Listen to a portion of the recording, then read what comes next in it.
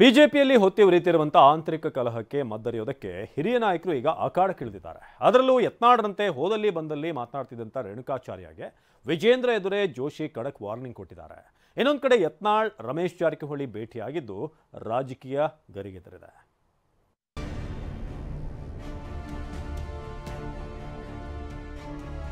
ಖಡಕ್ ಎಚ್ಚರಿಕೆ.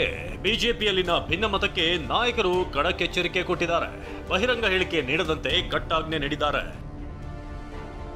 ದಾವಣಗೆರೆ ಬಿಜೆಪಿಯಲ್ಲಿ ಭಿನ್ನಮತ, ರೇಣುಕಾಚಾರ್ಯಗೆ ವಾರ್ನಿಂಗ್. ಬಿವೈ ವಿಜೇಂದ್ರ ಮುಂದೆಯೇ ಜೋಶಿ ಸದಾನಂದಗೌಡ ಎಚ್ಚರಿಕೆ. ದಾವಣಗೆರೆ ಜಿಲ್ಲಾ ಬಿಜೆಪಿಯಲ್ಲಿ ಭಿನ್ನಮತ ವಿಚಾರ ಭುಗಿಲೆದ್ದಿದೆ. ಲೋಕಸಭೆ ಚುನಾವಣೆಯಲ್ಲಿ ಬಿಜೆಪಿ ಸೋಲುತ್ತಿದ್ದಂತೆ ಭಿನ್ನಮತ ಉಲ್ಬಣವಾಗಿತ್ತು. ಮಾಜಿ ಸಂಸದ ಜಿಎಸ್ ಸಿದ್ದೇಶ್ವರ್ ಹಾಗೂ ಮಾಜಿ ಸಚಿವ ಎಂಪಿ ರೇಣುಕಾಚಾರ್ಯ ಬಣದ ನಡುವಿನ ಜಿದ್ದು ತಾರಕಕ್ಕೇರಿತ್ತು.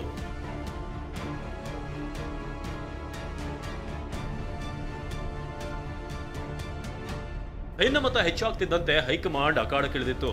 ಕೇಂದ್ರ ಸಚಿವ ಪ್ರಹ್ಲಾದ್ ಜೋಶಿ, ಮಾಜಿ ಸಿಎಂ ಸದಾನಂದಗೌಡ ನೇತೃತ್ವದಲ್ಲಿ ನಿನ್ನೆ ಸಭೆ ನಡೆಯಿತು. ಸಭೆಯಲ್ಲಿ ರೇಣುಕಾಚಾರ್ಯ ಟೀಮ್ ಲಿಖಿತ ದೂರು ನೀಡಿತು. ಸಿದ್ದೇಶ್ವರ್ ಸೋಲಿಗೆ ನಾವು ಕಾರಣ ಅಲ್ಲ ಅಂತ ರೇಣುಕಾಚಾರ್ಯ ಟೀಮ್ ತನ್ನ ವಿರುದ್ಧದ ಆರೋಪವನ್ನ ತಳ್ಳಿ ಹಾಕಿದೆ. ಸೋಲಿಗೆ ಸಿದ್ದೇಶ್ವರ್ ಅವರೇ ಕಾರಣ ಎಂದಿತ್ತು.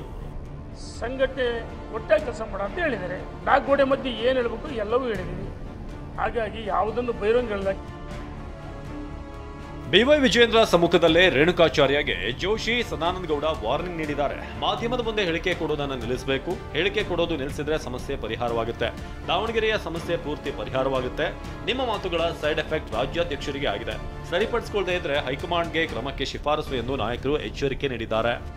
ಈ ಆಂತರಿಕ ಗೊಂದಲಗಳೇ ಅವರ ಪಕ್ಷಕ್ಕೆ ಮುಳುವಾಗಿರುವಂಥದ್ದು.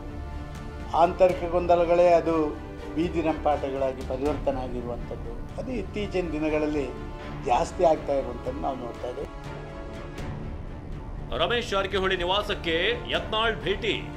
ಇತ್ತ ಭಿನ್ನಮತ ಶಮನಕ್ಕೆ ದಾವಣಗೆರೆಯಲ್ಲಿ ಸಭೆ ನಡೆದಿದ್ರೆ, ಆತ ಬೆಳಗಾವಿಯ ಗೋಕಾಕ್ನಲ್ಲಿ ಶಾಸಕ ರಮೇಶ್ ಜಾರಕಿಹೊಳಿಯನ್ನ ಉಚ್ಚಾಟಿತ ಶಾಸಕ ಯತ್ನಾಳ್ ಭೇಟಿಯಾಗಿದ್ರು.